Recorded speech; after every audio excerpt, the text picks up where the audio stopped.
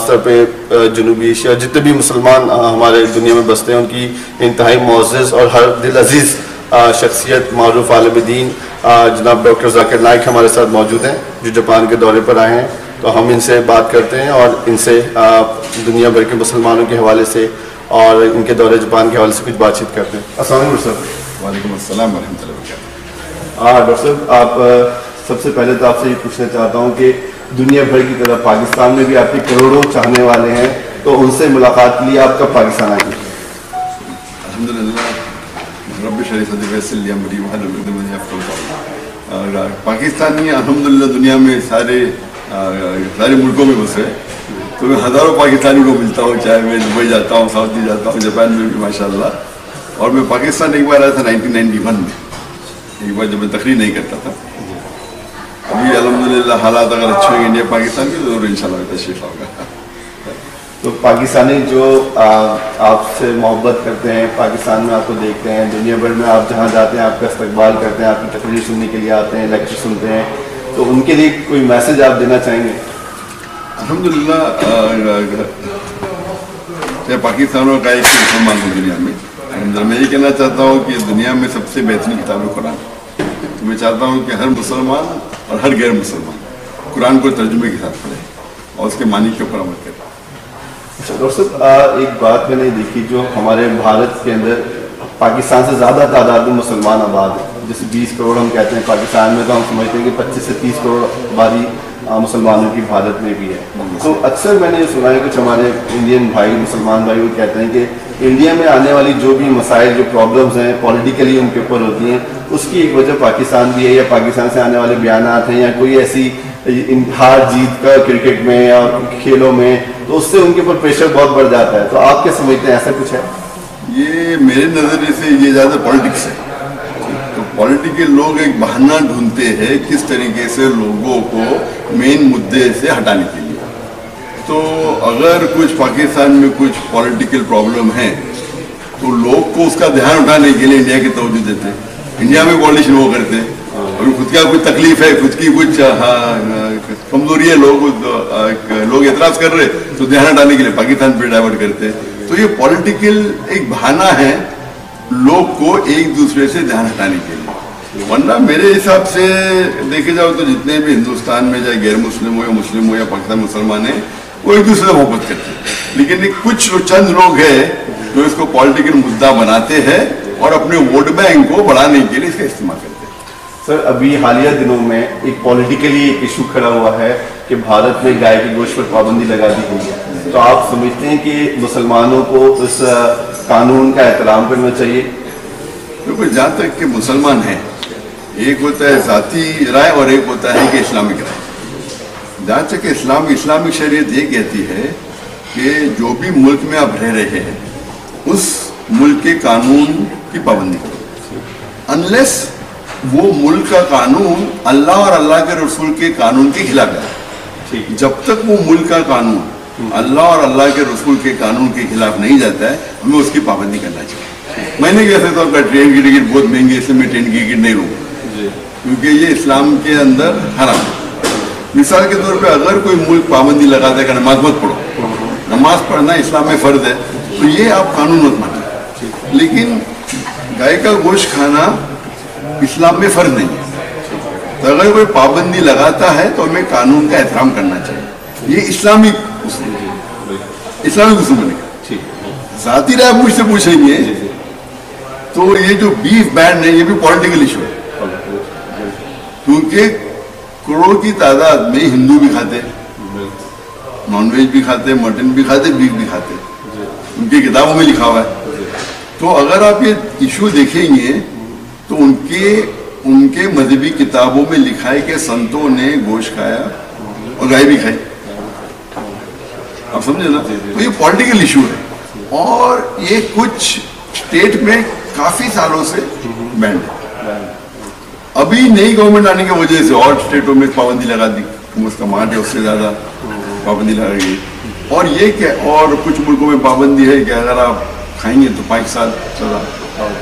آپ سوچیں اگر آپ لڑکی کو مولیسٹ کرتے ہیں, اس کو چھیڑتے ہیں, اس کے ساتھ غلط برتاؤ کرتے ہیں تو 3 سال کی سزا. गाय का गोश्त खाएंगे 5 साल, तो ये मेरे हिसाब से कोई भी लॉजिक के हिसाब से सही नहीं। तो ह्यूमन राइट वॉल्यूशन में आ जाता है ये बात? काफी लोगों ने इसके ऊपर एतराज किया है, लेकिन पॉलिटिक्स है। अच्छा सर, एक बात ये कि अल्लाह ताला ने आपको इतनी शोहरत दी, आपकी ज़ुबान में, आपके खिताबात में इतनी तासीर है कि जो आपसे मिलता है आपकी बात सुनता है, और माशाल्लाह दीन इस्लाम में भी शामिल हो जाता है और लाखों लोग मुसलमान हुए हैं। इसके बावजूद कुछ लोग आपकी मुखालफत करते हैं। आपके इंडिया में कुछ आपके खिताबत में कुछ शहरों में पाबंदी लगा दी, इंग्लैंड ने आपको वीज़ा देने से इनकार किया, और भी आपके साथ इस तरह के मसाइल। ऐसा क्यों? ये भी पॉलिटिक्स है, क्यों आपके खिलाफ होते हैं? नहीं, ये पॉलिटिक्स नहीं, ये आम है। आम तौर पे जो भी इंसान मशहूर है, चाहे वो अच्छा काम करे या बुरा काम करे, उसके मुखालिफत होना ही चाहिए। कोई भी आदमी मशहूर है। और सबसे बेहतरीन मिसाल है कि दुनिया में सबसे बेहतरीन इंसान जो आज तक रह चुका है वो है मोहम्मद सल्लल्लाहु अलैहि वसल्लम, सारी दुनिया में। और एक गैर मुसलमान भी कहते हैं कि the most influential human being on the face of the earth according to Michael H Hardy, Mohammad सल्लल्लाहु अलैहि वसल्लम।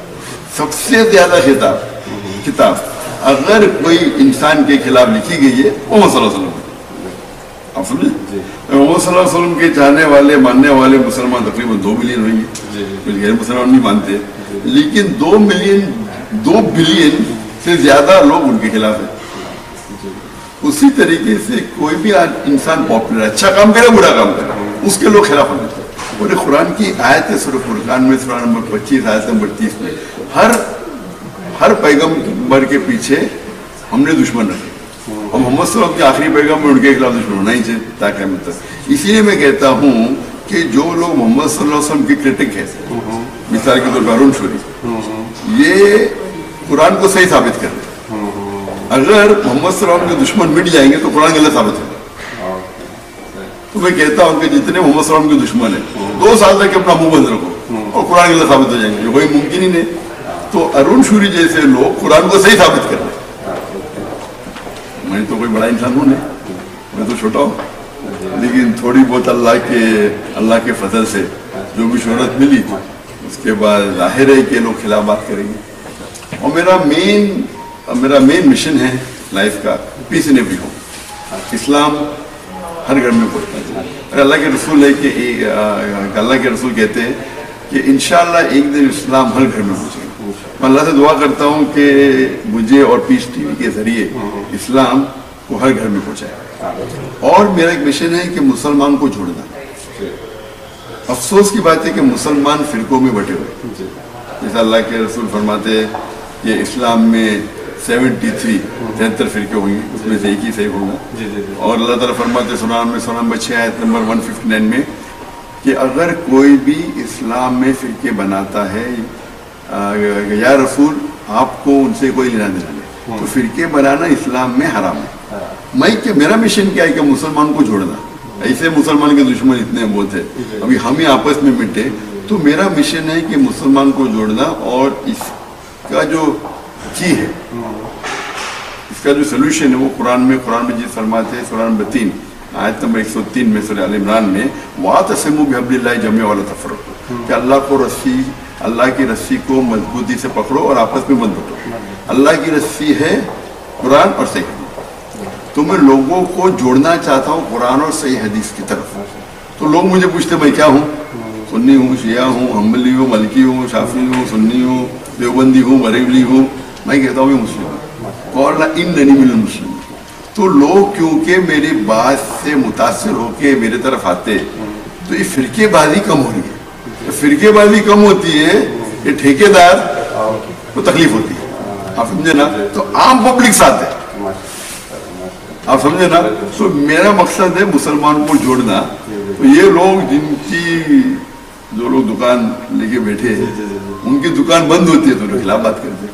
अच्छा सर, आखिरी सवाल आपको भी देर हो रही है, मुझे तो बताएं जापान का आपका दौरा कैसा रहा, और जापान के जो मुसलमान है या जापानी कौम जो है वो कैसी आपने महसूस किया कि उनके लिए क्या पोलिटिक्स है इसका? अल्हम्दुलिल्लाह जापान का दौरा बहुत सक्सेसफुल है। अल्हम्दुलिल्लाह 1 हफ्ते से ज़्यादा तकरीबन 11 दिन में था इधर। अल्हम्दुलिल्लाह में आखिरी दिन है, और मैं पोटेंशियल देखे कि जापानीज माशाअल्लाह अल्हम्दुलिल्लाह उनको इस्लाम के बारे में मुतासर करने के लिए बहुत आसान है। ان کو دین کی دعوت دینا بہت آسان ہے. افسوس کی بات ہے کہ ہم مسلمان ہمارا کام نہیں. ہم اگر دین کی دعوت دیں گے تو مجھے لگتا ہے بہت پوٹینشیل ہے. ابھی آپ دیکھیں گے پہلے لیکچر میں ماشاءاللہ کچھ لوگ کوئی اسلام قبول کیا. 3 دن پہلے جو لیکچر ہوا تھا ماشاءاللہ 7 لوگ نے مسلمان 7 جاپنیز مسلمان کیا. یہ چند دنوں میں 12 جاپنیزوں نے اسلام قبول کیا الحمدللہ.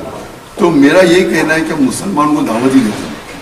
اور اکثر مسلمان جاپان میں نے کہا بھی باہر جاتے ڈرتے کہ میں دعوت دوں گا تو میرے دھندے میں نقصان ہوگا, میں یہ ہوگا, میرے دشمن ہو جائیں گے. آپ دعوت دیں گے لوگ آپ پر عزت کریں گے. تو ہم مسلمان کو ان کو دعوت دینا چاہیے صحیح طریقے سے قرآن اور صحیح حدیث کی روشنی میں.